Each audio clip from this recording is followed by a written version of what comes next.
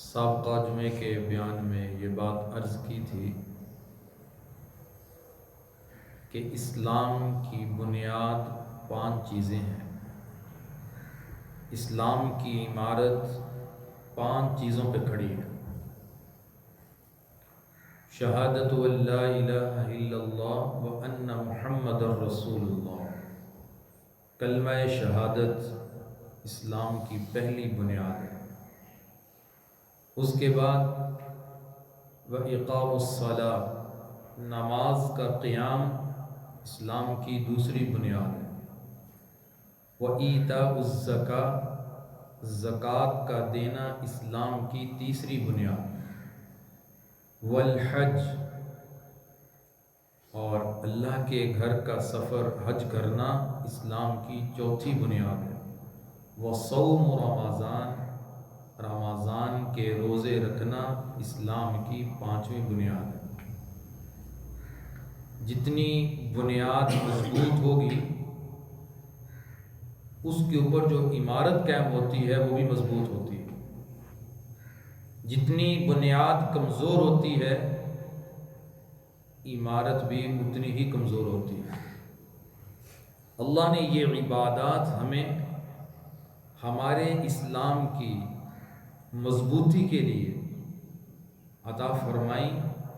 جتنی ہماری محنت ان عبادات پر ہوگی ہمارے اسلام کی تکمیل اور عمارت اتنی مضبوط ہوگی۔ تو اللہ تعالیٰ نے انسان کے اوپر بدنی عبادات بھی فرض فرمائی اور مالی عبادات بھی فرض فرمائی، اور بعض عبادات کا تعلق بدن سے بھی ہے اور مال سے بھی ہے۔ بعض عبادات کا تعلق صرف مال سے ہے اور بعض کا تعلق صرف بدن سے ہے۔ ہم اللہ تعالیٰ کی طرف سے آنے والے ہر حکم کے پابند ہیں۔ اللہ پاک کی طرف سے جو حکم مل جائے اللہ کے بندے اس پر عمل کرنے کے پابند ہیں۔ تو اللہ نے جس مسلمان کو مال اور دولت اور رزق عطا فرمایا ہے، مال اور دولت دینے کے بعد اس کے اوپر ایک امتحان اور ایک آزمائش بھی بھیجی ہے کہ اس مال اور دولت میں اللہ نے جو حکم دیا ہے کیا یہ اس مال کو اللہ کے بتائے ہوئے حکم کے مطابق استعمال کرتا ہے یا نہیں کرتا۔ اسی امتحان میں پاس ہونے کے لیے مسلمان اپنے مال کی زکوٰۃ ادا کرتا ہے، عشر ادا کرتا ہے، صدقہ فطر ادا کرتا ہے۔ حقیقت میں اگر آپ غور کریں گے ہر صاحب عقل انسان کو یہ بات سمجھ آتی ہے کہ میرے پاس جو رزق اور مال ہے یہ کس کا عطا کرتا ہے۔ ہر مسلمان کی زبان سے یہ لفظ نکلتے ہیں یہ میرے اللہ کا عطا کرتا ہے۔ اللہ پاک نے دیا ہے، اور قرآن کریم کی کتنی آیات اس بات کو واضح کر رہی ہیں کہ مال کا آنا تمہارا کوئی کمال نہیں ہے، یہ اللہ کی عطا ہے۔ تم نے تو مال حاصل کرنے کا سبب اختیار کیا ہے۔ ایک دکاندار نے دکان بنائی ہے، اس نے دکان بنائی، اس میں مال رکھا ہے اور بیٹھ گیا دکان پہ۔ اب گاہک کون بھیجے گا؟ گاہک کیسے آئے گا؟ وہ تو اللہ کی طرف سے نظام چلے گا، گاہک اس کی دکان پہ آئے گا۔ اللہ کی تقسیم ہے، نحن قسمنا بینہم معیشتہم، ہم نے معیشت کو تقسیم کیا ہے۔ انسان کے پاس مال اس کا ذاتی کوئی کمال نہیں ہے، یہ اللہ کا عطا کرتا ہے، اللہ عطا کرتا ہے۔ انسان اپنے کمال کی نفی کرتا ہے۔ قرآن کی کتنی آیات، نحن نرزقک، رزق ہم دے رہے ہیں، وما من دابۃ فی الارض الا علی اللہ رزقها، رزق ہم دے رہے ہیں، واللہ خیر الرازقین، اللہ بہترین رزق دینے والا ہے، وفی السماء رزقکم وما توعدون، آسمانوں میں تمہارے ساتھ اللہ نے رزق کا وعدہ کر رکھا ہے۔ ایک آیت نہیں سینکڑوں آیات ہیں کہ رزق اللہ کا عطا کردہ ہے، تمہارا کوئی کمال نہیں۔ زمیندار غور کر لے اپنی زمین میں، اس نے تو کھیت میں 1 من ڈالا تھا، لی کتنی ہے؟ کئی زمیندار کہتے ہیں ہم نے 1 من ڈالا 50 من ملا، 40 من 35 من۔ وہ کس نے کیا ہے؟ کس نے کیا ہے؟ قرآن غور کرو، قرآن پہ غور کرو، حقیقت پہ غور کرو، ہر بات کی حقیقت تک انسان کو جانا چاہیے، غور کرے اللہ کی عظمت میں، کہ اللہ کی عظمت کا دل میں اضافہ ہوتا ہے، اللہ کی قدرتوں کا اضافہ ہوتا ہے۔ میں نے ڈھالا کتنا ہے اور لے کتنا رہا ہوں۔ کتنے تاجر کہتے ہیں ہم نے تو 5 لاکھ سے کام شروع کیا تھا، اب ہمارا کام 50 لاکھ تک پہنچ گیا۔ کس نے پہنچایا؟ انسان کا کام سبب کا اختیار کرنا، اور اس کے بعد اللہ کی ذات کے سامنے التجا کرنا کہ اللہ اسباب میں نے اختیار کر لیا ہے، اب مجھے اس سبب میں رزق عطا فرما۔ پہلے بھی شاید واقعہ سنایا، شیخ الاسلام حضرت مفتی محمد تقی عثمانی دامت برکاتہم العالیہ ایک واقعہ بیان کرتے ہیں۔ واقعہ بتانے کا مقصد یہ ہے کہ رزق اللہ کیسے عطا فرماتے ہیں، انسان کی سوچ بھی نہیں ہوتی۔ وَيَرْزُقُهُ مِنْ حَيْثُ لَا يَحْتَسِبُ، رزق ایسی جگہ سے آتا ہے تیری سوچ بھی نہیں ہوتی کہاں سے آ گیا۔ وَمَن يَتَوَكَّلْ عَلَى اللَّهِ فَهُوَ حَسْبُهُ، جو اللہ پہ توکل کرتا ہے اللہ اس کے لیے کافی ہو جاتا ہے۔ آج توکل اللہ کی ذات سے اٹھ گیا ہے، ساری طاقتیں، سارا زور، ساری محنت سبب کے اوپر لگ رہی ہیں۔ انسان سبب اختیار کرنے کے بعد اللہ کی ذات پہ توکل تو کرے۔ حضرت لکھتے ہیں کہ میرے بڑے بھائی تھے، کتابوں کا کام کرتے تھے، لاہور میں ان کی دکان تھی، مکتبہ تھا کتابوں کا۔ تو میرے بھائی جان کہتے ہیں کہ ایک دن بارش شدید تھی اور میں نے سوچ رہا تھا کہ اب دکان پہ جانے کا کوئی فائدہ نہیں ہے، تو کون سا کوئی گاہک ہے کہ اتنی شدید بارش میں کون کتاب لینے آتا ہے؟ چلو کریانے کا سامان لینے چلے جائے گا، کھانے پینے کی چیز لینے چلے گا، کتاب کون خریدنے آئے گا؟ لیکن پھر ساتھ ہی دل میں بات آئی کہ روزی کا ذریعہ تو دکان ہے، ذریعہ ہے، سبب ہے، میں جا کے سبب اختیار کرتا ہوں، وہاں بیٹھ کے اعمال کر لوں گا، تلاوت کر لوں گا، ڈیوٹی ہے کہ ذمہ داری ہے وہ تو اس پہ جا کے اپنا کام شروع کروں۔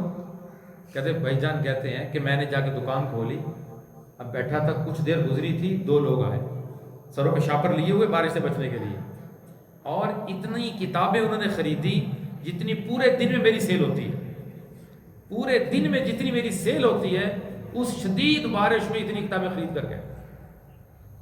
وَيَرْزُقُهُ مِنْ حَيْثُ لَا يَحْتَسِبُ، ایسی جگہ سے دیتا ہوں تمہارا گمان ہی نہیں ہوتا۔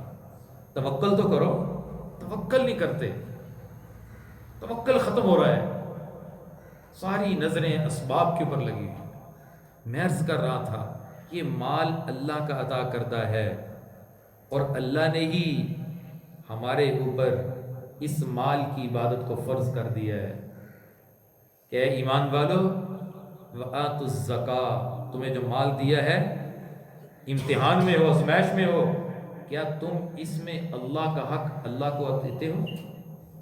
اللہ کا حق ہے، اللہ نے تمہیں 1 لاکھ دیا ہے، 1 سال کے بعد تم نے اس سے 2500 روپے اللہ کے راستے میں دینا ہے۔ کتنی بڑی رقم ہے۔ اگر اللہ پاک فرماتے آدھی اپنے پاس رکھو، آدھی مجھے دو، مجھے کیا دو؟ میرے بندوں کو دو، اپنے رشتہ داروں کو دو، غریبوں کو دو، یتیموں کو دو، مساکین کو دو، مدارس کو دو، دین کی خدمت کرنے والوں کو دو، تو تب بھی اللہ کا حکم ماننا بندوں پہ فرض تھا، کیونکہ مال ہی اللہ کا ہے، ہماری ملکیت نہیں ہے۔ یہ کہتا رہتا ہے میرا مال میرا مال، جو ہی روح نکلتی ہے نا مال ختم۔ میرا مال کہاں چلا گیا؟ تیرا تو رہا نہیں، وہ تو وارثوں کا بن گیا، وہ تو وارثوں کا بن گیا۔ جو مال آگے پہنچا دیا وہ بچ گیا، وہ بچ گیا ہے، وہ محفوظ کر لیا ہے۔ تو اللہ نے ایمان والوں پہ اسلام کا بڑا حکم ہے زکوٰۃ۔ جہاں نماز کا حکم قرآن میں چلا ہے وہاں زکوٰۃ، اقیموا الصلاۃ وآتوا الزکاۃ، اقیموا الصلاۃ وآتوا الزکاۃ، نماز پڑھو زکوٰۃ دو، نماز پڑھو زکوٰۃ دو۔ نماز بدن کی عبادت ہے، زکوٰۃ مال کی عبادت ہے۔ نماز پڑھتے ہو بدن کی پاکیزگی، زکوٰۃ دیتے ہو مال کی پاکیزگی۔ خذ من اموالہم صدقۃ تطہرہم بہا وتزکیہم بہا وصلی علیہم۔ اللہ قرآن میں فرما رہے ہیں کہ اپنے مال کی پاکیزگی کرو، کس سے؟ زکوٰۃ سے۔ اے نبی ان سے مال لیجئے۔ مال کے اوپر میل آ جاتی ہے، کوئی چیز بناتے ہیں نا، میل اوپر سے میل اتارتے رہتے ہیں کہ یہ میل ہے، تو فرمایا یہ زکوٰۃ تمہارے مال کی میل ہے۔ اگر اس مال کو پاک کرنا چاہتے ہو، پاک کرنا چاہتے ہو، پاکیزہ بنانا چاہتے ہو، صاف ستھرا کرنا چاہتے ہو، اس میل کو اتار دو، یہ دے دو، جن کا حق ہے ان کو دے دو، تمہارا مال پاک ہو جائے گا، محفوظ ہو جائے گا، نقصانات سے محفوظ ہو جائے گا، خطرات سے محفوظ ہو جائے گا، چوری ڈکیتی سے محفوظ ہو جائے گا، اور خطرات سے محفوظ ہو جائے گا۔ جو پوری زکوٰۃ اچھے طریقے سے دیتا ہے، اللہ کے راستے میں خرچ کرتا ہے، صدقات کے ذریعے، زکوٰۃ کے ذریعے، فطر کے ذریعے، عشر کے ذریعے، اللہ اس کے مال کی بھی حفاظت فرماتے ہیں، اس کی جان کی بھی حفاظت فرماتے ہیں۔ اسے بڑے بڑے سیکورٹی گارڈ نہیں رکھنے پڑتے، اللہ صدقات کے ذریعے حفاظت فرماتے ہیں۔ مسلمان کا یقین ہونا چاہیے، کتنی بڑی زندگیاں موجود ہیں ہماری بڑوں کی، سلف و صالحین کی، کتنا انہیں اپنی زندگی کی حفاظت پہ اعتماد تھا، دعاؤں کے ذریعے، صدقات کے ذریعے، اللہ کے راستے میں خرچ کرنے کے ذریعے، کہ میرے مال جان کی حفاظت ہوگی اللہ کے راستے میں خرچ کرنے سے۔ تو قرآن کا بڑا حکم ہے کہ مسلمان جس کو اللہ نے مال کی نعمت سے نوازا ہے وہ اپنے مال کو پاک کرے۔ والذین هم للزکاة فاعلون، زکوٰۃ ادا کرتے ہیں ایمان والے۔ اللہ نے ایمان والوں کی کامیابی کی جو صفات بیان فرمائی سورۃ المؤمنین کے شروع میں، ان میں ایک صفت یہ بیان فرمائی کہ ایمان والے اپنے مال کی زکوٰۃ ادا کرتے ہیں۔ حضرت ابو بکر فرمایا کرتے تھے جو ایک رسی بھی زکوٰۃ میں کمی کرے گا میں اس کے خلاف جہاد کروں گا۔ ایک شخص آیا آپ کے پاس، اسلام قبول کیا، اس نے کلمہ پڑھا، اس نے اسلام کے سارے احکام مانتا ہوں، دو کام نہیں کر سکتا یا رسول اللہ، ایک جہاد مشکل ہے میرے لیے، ایک زکوٰۃ دینی مشکل ہے، دو کی چھوٹ دے دیں، رخصت دے دیں، باقی سارے اسلام کے حکم پہ عمل کرو۔ آپ نے فرمایا اگر تو یہ کام نہیں کرے گا تو جنت میں کیسے جائے گا؟ جنت میں کیسے جائے گا؟ اسلام کی تکمیل زکوٰۃ سے، جہاد سے، اسلام کی تکمیل اللہ کی ہر حکم پر عمل کرنے سے۔ یا ایھا الذین آمنوا ادخلوا فی السلم کافہ، اے ایمان والو پورے کے پورے اسلام میں داخل ہو جاؤ۔ پورا معاشرہ زکوٰۃ کے معاملے میں کتنا غفلت میں ہے، کیوں معاشرے کے اندر مالی مشکلات آتی ہیں، کیوں معاشی استحکام حاصل نہیں ہو رہا؟ اگر اس ملک کے باشندے ہر مالدار اپنا 2.5% زکوٰۃ نکالے، اس ملک میں کوئی غریب نہ رہے، معاشی استحکام بھرپور رہے، مسائل نہ پیدا ہوں، یہ چوری ڈکیتی کے مسائل پیدا نہ ہوں، اس لیے کہ مالدار اپنے مالوں کو گن گن کے رکھتے ہیں۔ الذی جمع مالا وعدہ، بس گنتی کر رہے ہیں۔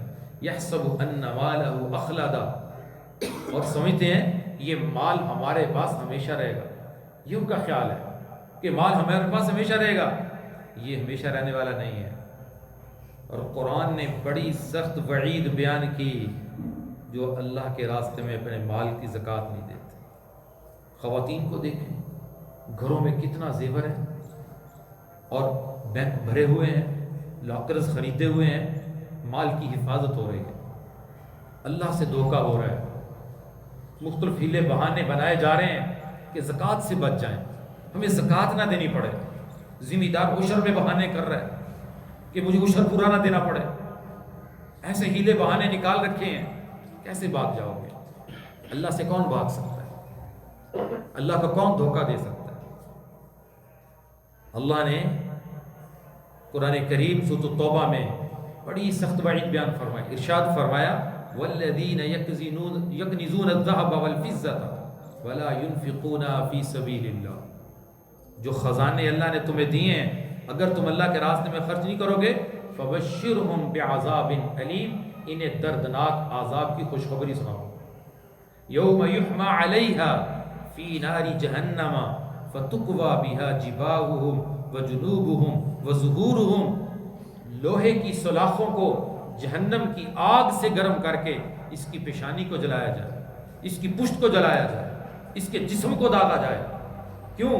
پھر کہا جائے گا ھذا ما کنزتم لانفسکم فذوقوا ما کنتم تکنزون، یہ تیرا خزانہ ہے، یہ تیرا مال ہے، یہ تیرے پاؤنڈ ہے، یہ تیرا ڈالر ہے، یہ تیرا سونا ہے، یہ تیری چاندی ہے، یہ تیری چاندی، یہ تیرا سونا جس میں تو نے زکوٰۃ نہیں دی، مال کو پاک نہیں کیا، آج اس طرح عذاب کی شکل میں تیرے سامنے ہے۔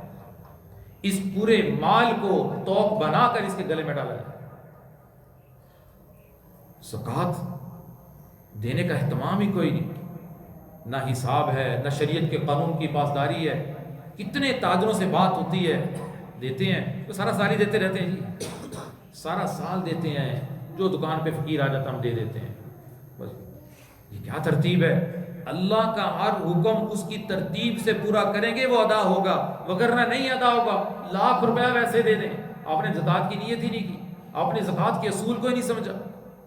مغرب کی 3 رکھتے ہیں، آپ 4 پڑھ لیں، کچھ نماز پڑھتا ہوں میں، وہ جتنی رکھتے دل میں آتا پڑھ لیتا ہوں، نماز ہو جائے گی۔ آپ حالت سفر میں ہیں، 2 رکھتے پڑھنی، آپ نے 4 پڑھ لی، میں نے کہا چلو 4 پڑھ لیں، نہیں میں نے نہیں کہا، اللہ کی ماننی ہے، اللہ کی ماننی ہے۔ اللہ نے جو احکام دیے اس کی پوری ترتیب بتائی کہ تم زکوٰۃ کس طرح دو گے، عشر کس طرح دو گے، اور صدقہ فطر تم کس طرح ادا کرو گے، پوری ترتیب شریعت میں موجود ہے۔ اس سے ایسے نظام نہیں چلے گا کہ ہم دیتے رہتے ہیں جی، ہم کرتے رہتے ہیں زکوٰۃ، ہم غریبوں سے تعاون کرتے رہتے ہیں، نہیں، اپنے مال کا حساب کرو، وگرنہ بڑا سخت عذاب کا سامنا کرنا پڑے گا جس نے اپنے مال کو پاک نہ کیا۔ اپنے مال کو پاکیزہ بناؤ۔ پھر کہتے ہیں یہ نقصان ہو گیا، یہ نقصان ہو گیا، یوں مال ڈوب گیا۔ کیوں ڈوبتا ہے؟ زکوٰۃ پورے اہتمام سے نہیں دیتے۔ بڑے بڑے ہیں تاجر، یہ شور کوٹ کینٹ کے تاجر اگر زکوٰۃ دیں تو یہاں کوئی غریب نظر نہ آئے۔ مال کا نقصان، دکان پہ نقصان، کاروبار میں نقصان۔ وظیفے پڑھ لو، وظیفے کیا کریں گے؟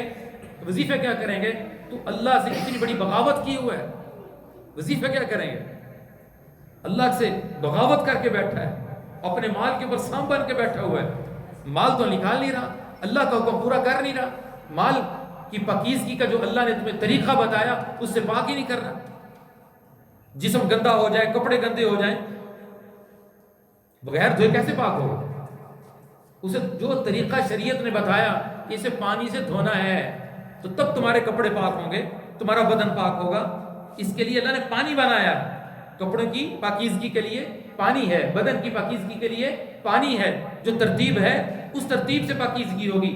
مال کی پاکیزگی زکوٰۃ سے ہوگی، صدقات سے ہوگی۔ کتنا مال بینک بھرے ہوئے ہیں، کتنے پلاٹ رکھے ہوئے ہیں، اللہ کے راستے میں دینے کا نام ہی نہیں لیتے، سوچتے ہی نہیں ہیں۔ افسوس ہوتا ہے ایسے مخلوق کے اوپر، ایسے انسانوں کے اوپر جن کے دلوں میں بخل کا مرض ہے۔ قرآن سخت مذمت کرتا ہے، سَيُطَوَّقُونَ مَا بَخِلُوا بِهِ يَوْمَ الْقِيَامَةِ، ان بخیلوں کے گلوں میں ان کے مالوں کا توق بنا کر ڈالا جائے گا۔ یہ سمجھتے ہیں کہ مال ہمیں بچا لے گا، تمہارا نہیں ہے، بِمَا آتَاهُمُ اللَّهُ مِنْ فَضْلِ، یہ مال اللہ نے تمہیں دیا ہے، تمہارا نہیں ہے، اللہ نے تمہیں دیا ہے اور تمہیں دے کر امتحان میں ڈالا ہے۔ کیا تیرے پاس کسی اور کا حق ہے؟ کسی غریب کا، کسی مسکین کا، کسی یتیم کا، کسی بیوہ کا، اس میں دوسروں کا حق ہے۔ دین کی تعلیم حاصل کرنے والے طلباء کا حق ہے جن نے اپنے آپ کو اس میں وقف کر رکھا ہے، اس میں ان کا حق ہے۔ یہ دوسرے کا حق دیتا یا نہیں دیتا، اس کے اوپر امتحان ہے۔ انما اموالکم و اولادکم فتنہ، مال تمہارے لیے بڑا امتحان ہے، بڑی آزمائش ہے۔ جس نے زکوٰۃ ادا نہ کی، جس نے عشر ادا نہ کیا، جس نے صدقہ فطر ادا نہ کیا، وہ امتحان میں فیل ہو گیا۔ اس کے دل میں مال کی محبت پیوست ہے، اللہ کے راستے میں دینا نہیں چاہتا؟ یہ کیسی اللہ سے محبت کرتا ہے؟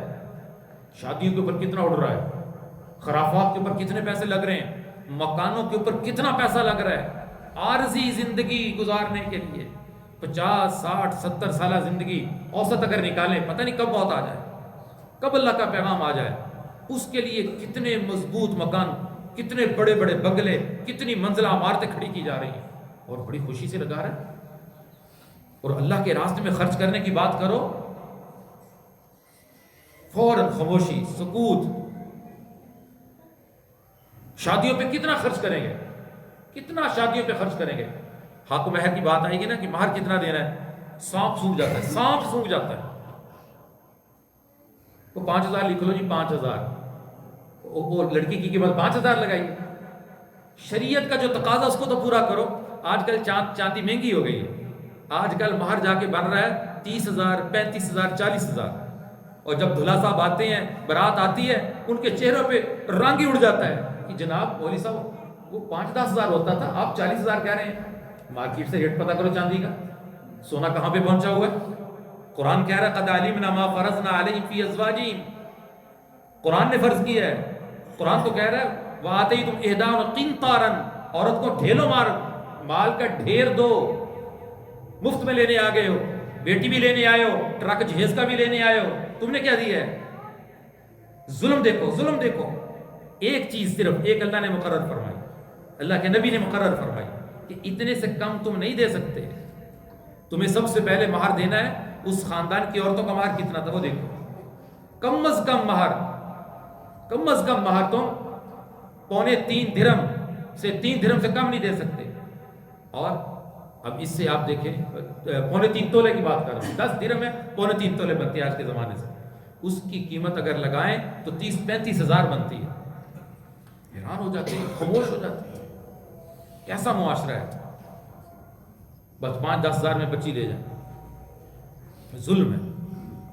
مال اللہ کا عطا کرتا ہے، اللہ نے جو قانون دیا ہے اس مال کو اس قانون کے مطابق استعمال کرو، اپنے مال کو پاکیزہ کرو زکوٰۃ سے، جس کو اللہ نے آج کل کا جو نصاب ہے وہ 5 سے 5.5 لاکھ روپے، 52.5 تولے چاندی کی قیمت ہے، بدلتی رہتی ہے، معلوم کی جا سکتی، بازار سے پتہ کیا جا سکتا ہے 52.5 تولے چاندی کی قیمت کتنی ہے۔ جس دن زکوٰۃ دینی ہے اتنی رقم موجود ہے نقدی کی صورت میں، مال تجارت کی صورت میں، دکان پہ مال پڑا ہوا ہے۔ میں نے اندازہ بتایا کہ 5 سے 6 لاکھ کے درمیان قیمت رہتی ہے 52.5 تولے چاندی کی۔ اتنی نقدی، اتنا مال تجارت موجود ہے، سونا کی شکل میں، ساتھ چاندی کی شکل میں موجود ہے۔ ایسے لوگوں پہ زکوٰۃ فرض ہے، زکوٰۃ فرض ہے۔ بعض لوگوں کے پاس 2-3 چیزیں اکٹھی ہوتی ہیں، تھوڑا سا سونا ہوتا ہے، تھوڑی نقدی ہوتی ہے، کچھ بیچنے والی چیزیں ہوتی ہیں۔ اب یہ 3 چیزیں جمع ہو گئی ہیں، اب ان 3 چیزوں کی مجموعی مالیت اگر 52.5 تولے چاندی کی قیمت کے برابر، اس پہ بھی زکوٰۃ فرض ہے۔ خواتین کے پاس زیور بھی ہوتا ہے، پیسے بھی ہوتے ہیں، 2 چیزیں ہیں، ان دونوں کو جمع کر کے اگر اس کی قیمت بنتی ہے اس پہ زکوٰۃ فرض ہے۔ صرف سونے پہ زکوٰۃ 7.5 تولے سونا اس وقت جا کے زکوٰۃ فرض ہوتی ہے جس کے پاس سونا ہے، جو سونے کا مالک ہے، عورت ہے مرد ہے، اس کے پاس اس کے علاوہ کچھ نہیں ہونا چاہیے، 1 روپیہ بھی نہ ہو، صرف سونا، نہ مال تجارت، نہ نقدی، نہ چاندی، تینوں چیزیں نہیں ہیں، صرف سونا ہے۔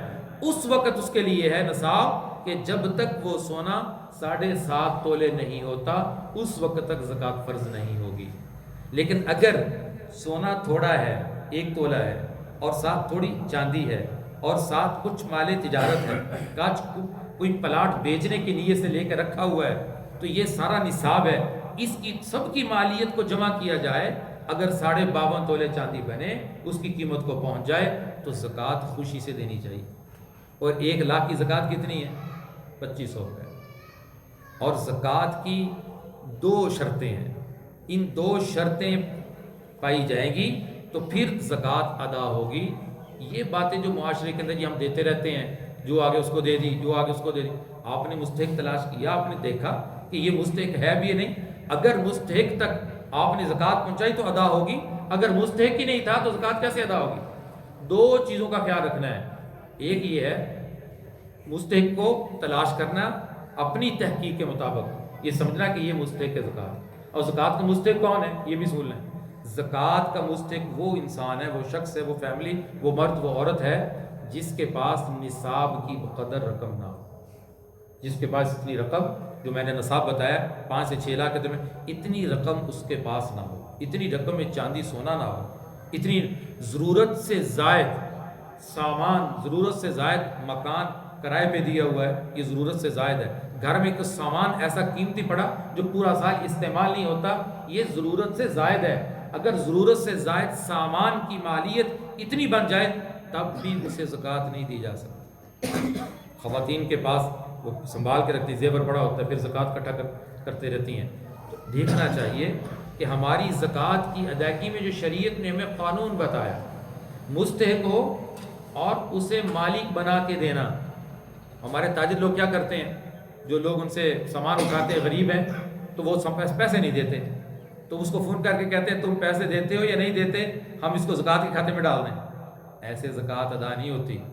ہم سے مسئلہ بھی پوچھتے ہیں کہ فلاں غریب ہے، ہم سے مال لے گیا تھا تو وہ پیسے نہیں دے رہا، کہ ہم زکوٰۃ میں کاٹ لیں؟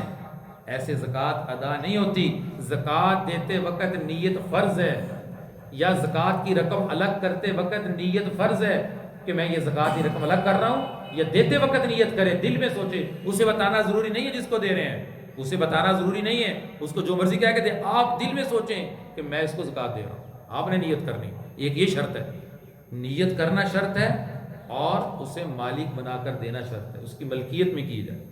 اور زکوٰۃ دینے کے بعد قرآن کہتا ہے کسی کے اوپر احسان نہ چڑھایا جائے کہ میں نے اسے زکوٰۃ دی ہے، اور بڑا احسان کرتے ہیں کہ میں نے غریب کو زکوٰۃ دی، اور اسے بڑا، بعض لوگ اسے کام لینا شروع کر دیتے ہیں کہ ہم اس کو زکوٰۃ دیتے ہیں، کسی مدرسے میں زکوٰۃ دے دیں گے، بڑا احسان کریں گے یہاں مدرسے میں زکوٰۃ دی۔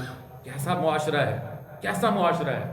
اور تم نے اپنا فرض ادا کیا ہے، تم نے احسان تھوڑی کیا ہے۔ قرآن کہتا ہے وَلَا تُبْطِلُوا صَدَقَاتِكُمْ بِالْمَنِّ وَالْعَذَابِ، زکوٰۃ صدقات دے کر اس کے باطل نہ کرو۔ جب تم احسان کرتے ہو اس کا ثواب ختم ہو جاتا ہے، جب تم اس کے پیچھے کسی کو تکلیف پہنچاتے ہو اس کا ثواب ختم ہو جاتا ہے، جب تم ریاکاری کرتے ہو، ریاکاری کی نیت سے خرچ کرتے ہو، ختم ہو جاتا ہے۔ 1000 روپیہ خرچ کریں گے، 20 لوگوں کو بتائیں گے کہ آج میں نے 3 گھروں میں راشن بھیج دیا تھا، جو آئے گا بتاتے جائیں گے، سارا ثواب ختم کر لیتے ہیں۔ ایسا اللہ کے راستے میں خرچ کریں۔ آپ نے کیا فرمایا کہ دائیں ہاتھ سے خرچ کرو، بائیں کو پتہ نہ چلے، اشتہار نہ لگاؤ۔ لیکن جب تک وہ لوگوں کو بتاتے ہیں اسے چین نہیں آتا، شیطان تو چاہتا ہے اس کے عمل کو ضائع کروں اور اسے ضائع کرواؤں، وہ پھر ریاکاری کا عمل کرواتا ہے، شہرت کا عمل کرواتا ہے، نام و نمود کا عمل کرواتا ہے۔ اس لیے ہم اللہ کے لیے اللہ کے راستے میں خرچ کریں گے اور اللہ کے بتائے ہوئے قانون کے مطابق خرچ کریں گے۔ تو ایسا نہیں کرنا چاہیے، اپنی ترتیب سے جو شریعت نے بتایا، ایک تو جو میں نے بتایا نصاب ہے اس کے مطابق دیں گے، مستحق تلاش کریں گے، مالک بنا کر دیں گے، اور زکوٰۃ کی نیت کریں گے۔ ان چیزوں کی رعایت رکھتے ہوئے آپ زکوٰۃ ادا کریں گے، پھر زکوٰۃ ادا ہوگی۔ اور پھر مال کا حساب کریں، کتنے تاجر مال کا حساب ہی نہیں کرتے، اندازے سے دیتے رہتے ہیں۔ ایک حساب لگاؤ، 1 روپیہ بھی زکوٰۃ فرض تھی نہ دیا تو سارا مال میل میں پڑا رہے گا اور ناپاک رہے گا۔ 1 روپیہ بھی زکوٰۃ بنتی ہے، بلکہ میں کہتا ہوں تاجروں کو زیادہ دینی چاہیے، اضافی دینی چاہیے۔ کہیں سابقہ سالوں میں اگر کوتاہی ہوگی تو اس میں چلی جائے گی۔ تو اس لیے رمضان کا مہینہ ہے، عمومی طور پہ لوگ رمضان میں زکوٰۃ نکالتی ہیں، اس لیے زکوٰۃ کے احکام آپ کے سامنے بیان ہوئے ہیں۔ اگرچہ رمضان کا مہینہ زکوٰۃ کا مہینہ نہیں ہے، زکوٰۃ کی فرضیت کا جو اصول قرآن نے بتایا، اللہ کے نبی نے بتایا، وہ ہے جب سے یہ نصاب کا مالک بنا، جب سے یہ نصاب کا مالک بنا، اس سال گزرنے کے بعد جب وہ مہینہ آئے گا اس مہینے میں زکوٰۃ ادا کرنا فرض ہے۔ یہ تو لوگوں نے خود بنا رکھا ہے، یا زیادہ ثواب کی نیت سے کہ رمضان میں چونکہ نیک اعمال کا ثواب زیادہ ہوتا ہے اس کا بنا رکھا ہے، اس لیے وہ زکوٰۃ دیتے ہیں رمضان میں۔ رمضان کے ساتھ زکوٰۃ کا تعلق نہیں ہے، زکوٰۃ کا تعلق سال گزرنے کے ساتھ ہے۔ اگر سال گزر گیا رجب میں، آپ رجب میں دیں، ربیع الاول میں پورا ہو رہا ہے تو آپ ربیع الاول میں دیں۔ جب سے آپ نصاب کے مالک بنے ہیں اس مہینے سے لے کر سال کے بعد جب وہ مہینہ آئے گا آپ کے پہ زکوٰۃ فرض ہو جائے گی۔ ایک بندے کے ذمے رجب کے اندر سال پورا ہو رہا تھا، اس کے پاس 1,00,000 روپیہ تھا، اب اس کے ذمے 1,00,000 روپے کی زکوٰۃ فرض ہو گئی ہے، وہ 1,00,000 روپے کی زکوٰۃ ادا کرنا ضروری۔ جب وہ رمضان آیا اس کے پاس 80,000 روپیہ تھا، اب یہ کہتا میں 80,000 کی زکات دوں، نہ 80,000 کی نہ دے، اس کو سال پورا رجب میں تو یہ پورے لاکھ کی زکات ہے 2500 روپے، مال تو اس نے خود کم کیا ہے، سال ہوا تھا رجب پر پورا، تو اس وقت اس کے ذمہ زکات لگ گئی تھی۔ اور زکات کی ادائیگی میں تاخیر نہیں کرنی چاہیے، بہت سارے لوگ زکات کی ادائیگی میں تاخیر کرتے ہیں، ایسا نہیں کرنا چاہیے۔ میں تاجروں کو بڑا آسان طریقہ بتاتا ہوں، میں نے کہا کہ تم تھوڑا تھوڑا کر کے سارا سال دیتے رہا کرو زکات کی نیت سے، اور ایک ڈائری بناؤ اس پہ لکھتے رہا کرو، اگر تم کٹھی زکات نہیں دے سکتے، تمہارے لیے مشکل ہے، تو یہ طریقہ اختیار کر لو، تھوڑی تھوڑی کر کے دیتے رہو، سال کے بعد حساب کر لو، جتنی بچے اتنی رمضان میں دے دو، یا جب سال پورا ہے اس وقت دے دو۔ اس میں آسانی بھی ہے، زکات پہلے بھی ادا کی جا سکتی ہے، سال آنے سے پہلے اگر کوئی زکات دینی شروع کر دے تو ادا ہو جائے گی، اس کی شریعت میں گنجائش ہے۔ اس لیے سارے بھائی نیت کریں کہ مال کی جو زکات، مال کی جو عبادت اللہ نے ہم سے فرض کی ہے، خوش دلی کے اللہ کے راستے میں دیں گے۔ سب کا نظریہ ہے کہ مال کون دیتا ہے؟ کون دیتا ہے؟ اللہ دیتے ہیں۔ رزق کون دیتا ہے؟ اللہ دیتے ہیں۔ فصل کون دیتا ہے؟ اللہ پاک دیتے ہیں۔ تو پھر اللہ تعالیٰ ہی فرما رہے ہیں کہ آتوا حقہ یوم حصادہ، کھیتی میں بھی اللہ کا حق ادا کرو۔ من ذا الذی یقرض اللہ قرضا حسنا، جو اللہ کو قرض دے گا، حالانکہ قرض کا اگر قرض کا لفظ نہ بھی آتا، یہ تعبیر نہ بھی ہوتی، تب بھی مسلمان کے ذمہ تھا۔ اللہ نے مسلمان کے یقین کو مضبوط کرنے کے لیے کہ قرض کی ادائیگی لازمی ہوتی ہے، تم اللہ کے راستے میں دو گے، اللہ تمہیں دنیا میں بھی دگنا کر کے واپس کریں گے، آخرت میں 1 روپے کے بدلے 700 روپے خرچ کرنے کا ثواب عطا فرمائے۔ کوئی بندہ غریب نہیں ہوتا اللہ کے راستے میں خرچ کرنے سے۔ لاؤ کو معاشرے میں دیکھو، نکلو جا کے تحقیق کرو، جن لوگوں کو اللہ نے سخاوت والا ہاتھ عطا دے دیا ہے، سخاوت والا ہاتھ دے دیا ہے، سخی ہیں، ان سے پوچھو تم غریب ہو گئے ہو؟ کوئی ایک بندہ لاؤ، نہیں ملے گا، نہیں ملے گا۔ قرآن کا اعلان ہے، قرآن کی بات تو غلط نہیں ہو سکتی، قرآن تو جھوٹا نہیں ہو سکتا۔ قرآن کہہ رہا ہے، شیطان تمہیں کہتا ہے الشیطان یعدکم الفقر ویأمرکم بالفحشاء، تم غریب ہو جاؤ گے، شیطان کہتا ہے، لیکن اللہ کیا کہتے ہیں؟ واللہ یعدکم مغفرہ منہ وفضلا، اس اللہ کے راستے میں زکوٰۃ، صدقات، عطیات، عشر اور فطرانہ دینے سے اللہ تم سے وعدہ کرتے ہیں، پہلا انعام تمہاری مغفرت کر دی جائے گی، دوسرا انعام و فضلہ، تمہارے اس مال میں اللہ اضافہ فرما دے گا۔ اب اس قرآن کی آیت پہ جو یقین کرے گا وہ تو حساب کرے گا، جتنا ٹائم اس کا زکوٰۃ کے حساب میں لگے گا، یقین کریں یہ عبادت میں شمار ہوگا، یہ عبادت میں شمار ہوگا۔ جتنا ٹائم اس کا حساب میں لگے گا، جتنا تاجر 2 دن لگائے، 3 دن لگائے حساب میں، یہ اس کا وقت اللہ کو راضی کرنے میں لگ رہا ہے۔ اللہ اس کا بھی سے اجر عطا فرمائے، کیونکہ اللہ کا حکم پورا ہو رہا ہے۔ سحری کھانا کس کی ضرورت ہے؟ ہماری ضرورت ہے، لیکن سحری کھانے پہ فضیلت کیوں ہے؟